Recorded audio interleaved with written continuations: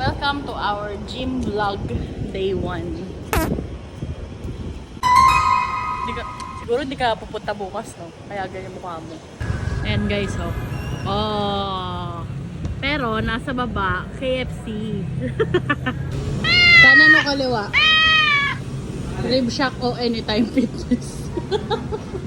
So dahil first time pa lang nga namin mag-gym at hindi pa namin alam kung paano gamitin yung ibang equipments, nag-treadmill na lang muna kami at parang hindi nakakaya na 30 minutes lang, nag-bike na rin kami.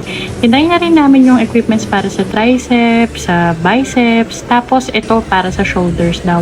Actually tinignan na lang namin kung paano ginagawa ng iba. Babalik na lang kami ulit bukas ng umaga para wala masyadong tao pag tinry namin yung ibang equipments. Kasi sa totoo lang, ang isa sa mga challenges ng first time pa lang ulit mag-gym ay yung takot na ma-judge ka ng iba. Follow us for day 2. Yes!